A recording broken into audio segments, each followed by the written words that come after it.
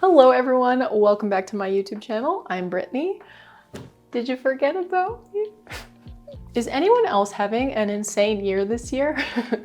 I think this is the longest it's been between posting videos since I started this channel 6 years ago. I used to be so consistent, but I have been so busy. So sorry that I've been a little MIA the past couple months. Most of you already know that I work a full-time job along with doing this YouTube channel. And if I have a really busy weekend, then it's kind of impossible for me to find the time to film and also edit a video. And I am also still working on my custom stamp bonbon course. It has just been so much work. It's so much organizing, writing scripts, filming, doing the actual work, editing. So yeah, I'm sorry to those of you who are excited about it. I think you're okay with waiting, but I probably just should have never put out any sort of timeline, not actually knowing how long it would take me. I didn't think it would take me this long. So I'm not gonna give you any more dates, but I am working on it and it is getting closer. I was also out of town all week last week, and I talked about this in my New Year's Q&A earlier this year, that I would possibly be hiking Half Dome. Well, we did it and we made it to the top, which was really cool.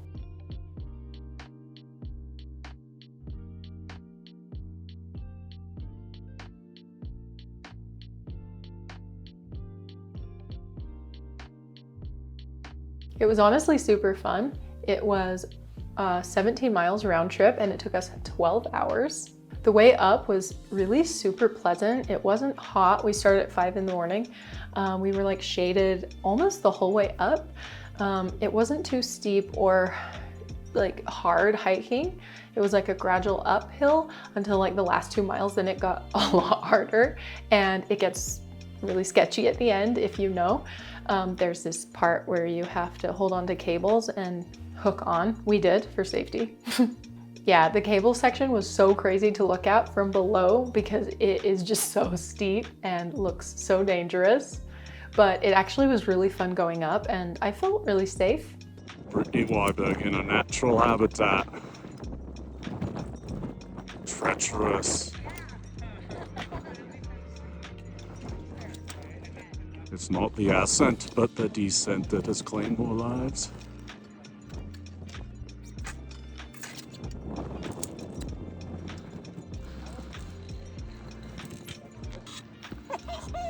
Wide shot. Give a sense of how steep it is.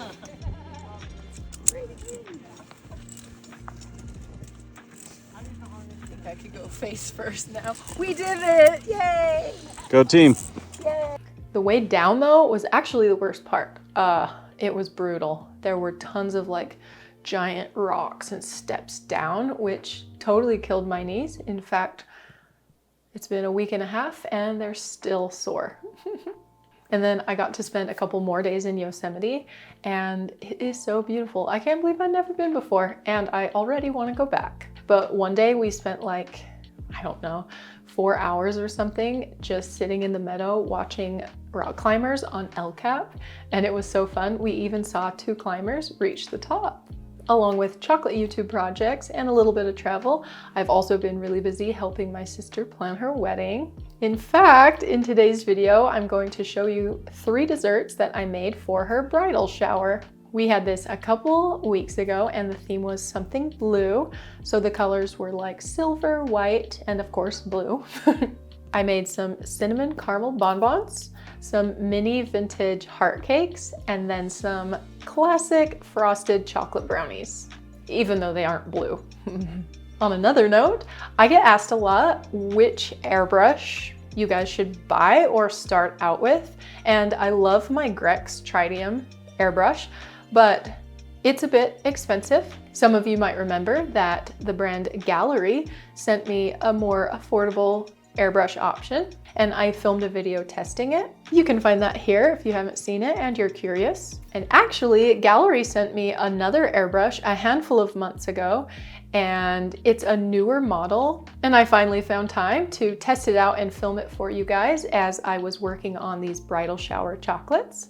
So in today's video, I will give you a preview of how the new airbrush works and also show you the new airbrush holder that they sent me as well. If you're interested in purchasing an airbrush, I would say Gaahleri is a really good place to start. Not only do they offer a little less expensive airbrushes, but I also have a discount code for 10% off, and that code is Brittnee. And I will leave their website link in the description below if you're on the hunt for an airbrush or other airbrush accessories. Their website is super sleek and easy to navigate. I love how you can scroll down and see exactly what you're getting with your purchase. This is the airbrush I'll be testing today, and just in case you're wondering, it is $109.99. which, tell me if I'm wrong, but this one is cheaper than their Swallowtail.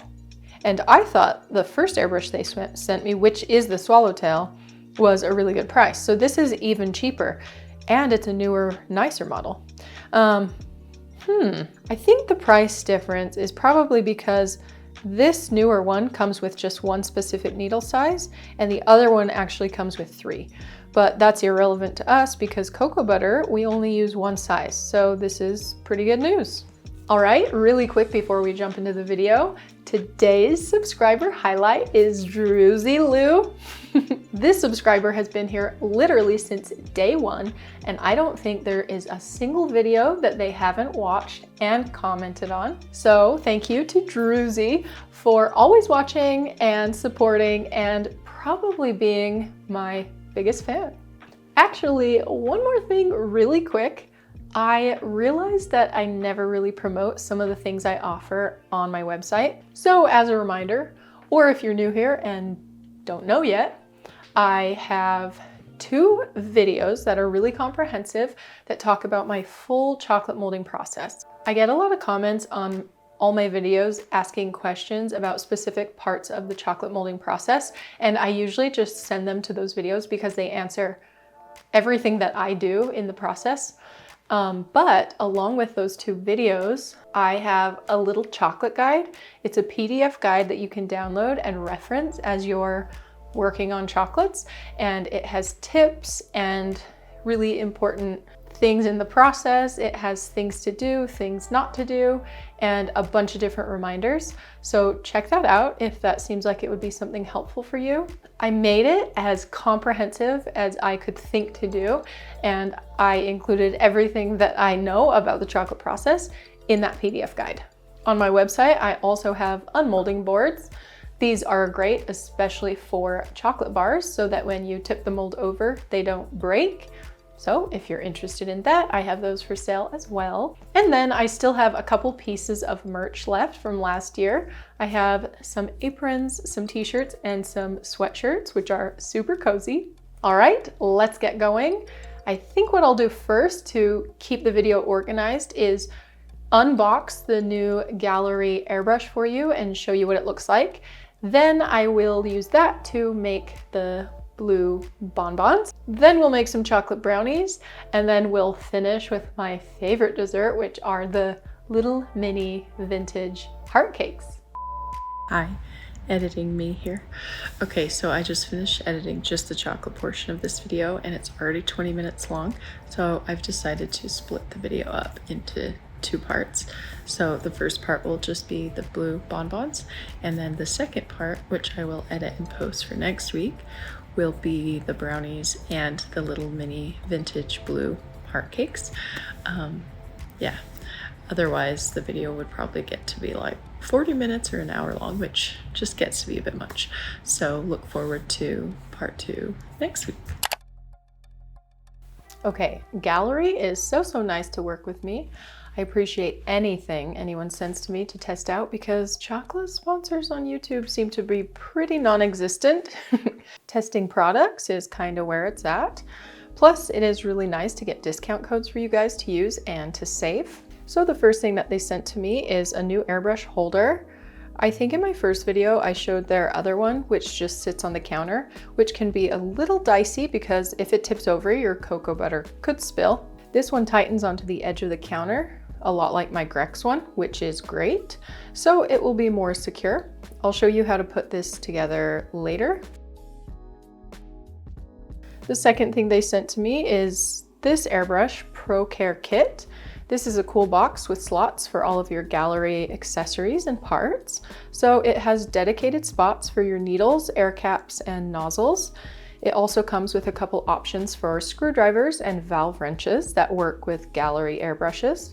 This is so cool and such a good idea to stay organized and have the tools that you need to deep clean the airbrush or swap out needles and such. The third thing that they sent to me is the new airbrush. This is their Mobius 0.5mm nozzle airbrush. Let's open it up. I was so surprised when I opened this. I had no idea what it would look like before I opened it. It is so cool. I'll show you up close in a second, but also in the airbrush kit is a medium metal cup and a round and fan nozzle attachment. And check out how pretty this airbrush is.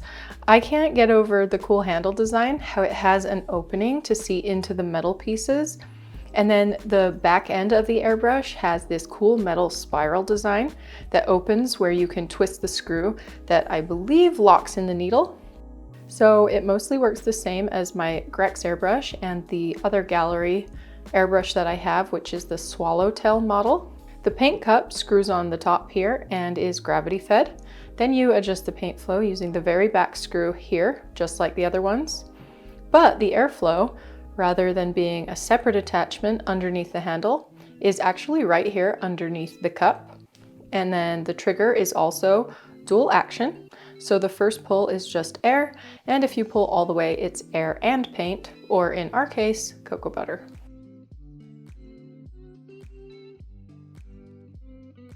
Now let's put together the airbrush holder. So this isn't too complicated. Just slip the top into the base and tighten in the screws included in the package. It even comes with the little tool that you need to do that.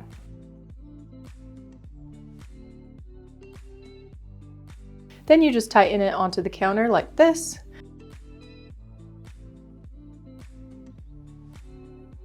And I really struggled with sliding on these pieces because they're really tight. Yeah, they're pretty hard to do. They are like the perfect fit, and it comes with 4 of them, but I don't even work with multiple airbrushes at a time, so I only put on 2, 1 on each side.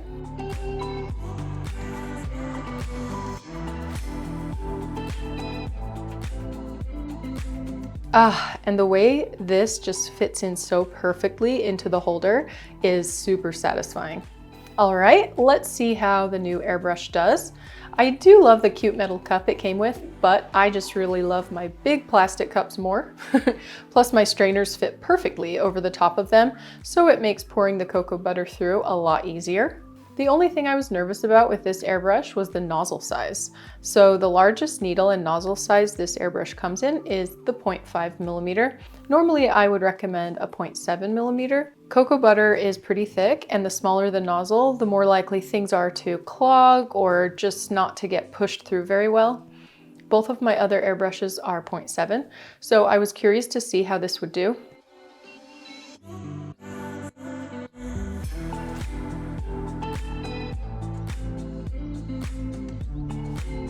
Here is me testing it out first on a piece of parchment paper. I opened up the airflow all the way, and my compressor is always set to 80 psi. And then I think I pretty much opened up the paint flow all the way as well. You can see how big of a difference that makes in these circle sizes. Now that I know my cocoa butter is coming out nicely, I just pretty much spray the mold like normal. And I didn't mention yet, but the blue that I'm using is a mix of a couple colors. And honestly, it's one of my old mixtures from when I made my Taylor Swift 1989 chocolate box. So I remember I needed a bit of a duller blue than Chef Rubber sells. So I may have mixed something like aqua blue with either gray or a dot of dark blue to make it a little less bright. And then I add white to lighten it up. And I think I got a little lucky because this turned out to be the perfect blue. So I like to spray across each side, rotate the mold, repeat, Clean the surface on a paper towel, spray down into the centers, wipe it clean again, then set it aside to let the cocoa butter set up. Then I do the same with my second mold. Oh, and I also forgot to tell you that I am using Chef Jungsted's mold number 1, which is a great kind of half sphere mold, but deeper, so it's good for multiple layer fillings. Then each mold gets a second coat. If I were molding these in milk or dark chocolate, I would back them with white to keep the blue bright, but I'm using caramel white chocolate today, so 2 coats of the light blue is enough. And the light blue color is opaque, so it already does have white in it, so that's why I can get away with just using the blue. Since I'm only doing 2 molds, I just temper a bit of the caramel chocolate in a bowl using my cryo and fill and shell the molds with a piping bag.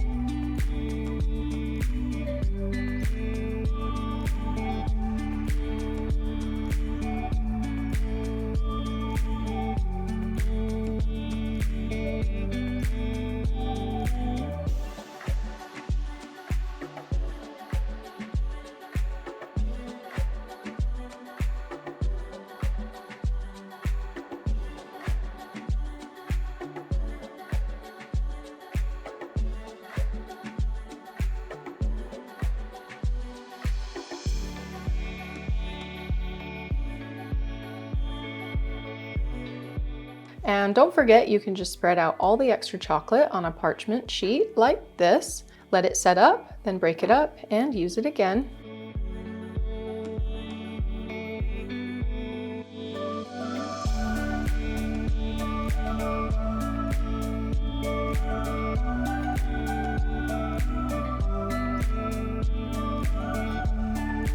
I am filling these bonbons with cinnamon caramel and a graham cracker crunch layer.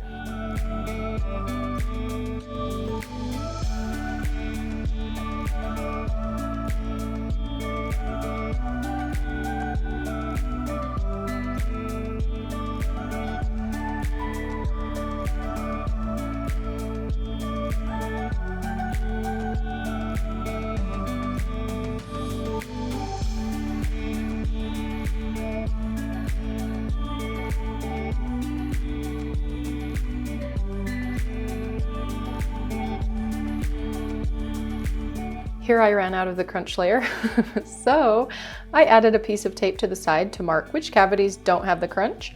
I wanted to serve all the guests the double layer one, so I will set the others aside after unmolding. I luckily had some caramel left over, so I just filled the rest up with only the caramel, which is still super good.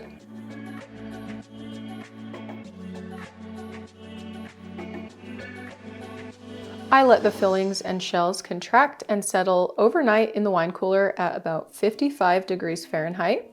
So I'm capping these the next day. And it's just the usual process. Pour the chocolate over, scrape it nice and clean. The mold set up until matte first at room temperature, and then contract in the fridge for 20 minutes. Then it's time to unmold them.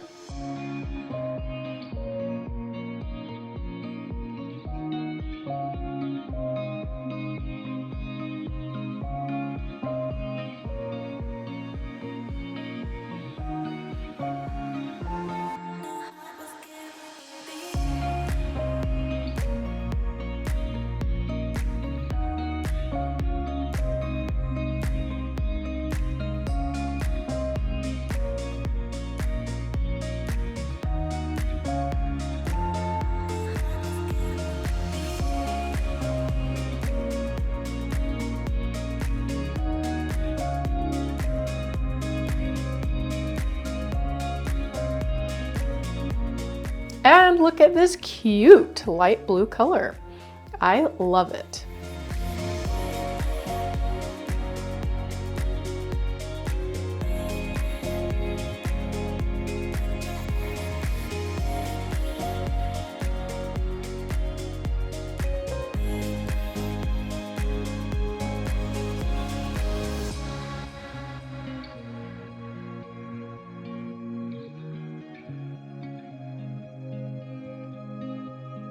Now to finish these off, I tempered some white cocoa butter and I'm just using my fine round paintbrush to paint on some little white hearts. Hearts are pretty easy. You basically start with a dot and drag it down to a point, redip your brush, and then do another dot and drag. The hardest part is getting a nice point at the bottom, but you pretty much can't go too wrong with them. All the varieties of hearts look pretty cute. Also, because I'm painting the cocoa butter on top, the hearts will be matte when dry rather than shiny. But I actually like that because I like the contrast in the texture. I also like it because they will be three-dimensional on top of the chocolate rather than flush with the rest of the bonbon. Also, it's a lot easier to just paint on a simple heart after they're all finished, rather than doing these before the blue inside of the mold. But you could do that too if you wanted.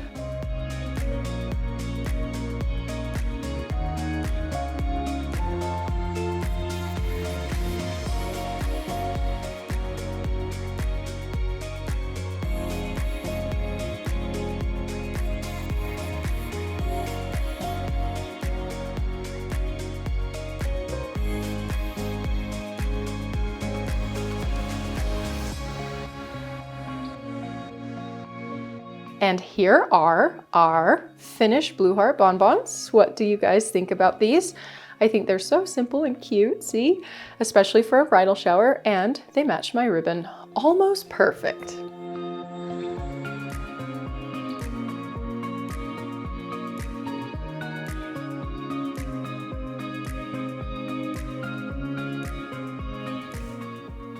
All right. I hope that you enjoyed making some blue bridal shower themed desserts with me today, and I hope that you learned something new. If you liked the video, please like the video and leave me a comment down below. There's also this new feature. I don't really know how it works, but it's called Hype. So if you know where to find it, will you also hype the video? I think it helps push out the video and lets new people maybe find the channel. And in the comments, let me know some exciting adventures or trips or plans that you have for this summer. If you haven't subscribed to my channel yet, today's the day. If you'd like to see something else that's sweet, just click on one of these thumbnails. Thanks so much for watching today, and I'll see you soon. Bye!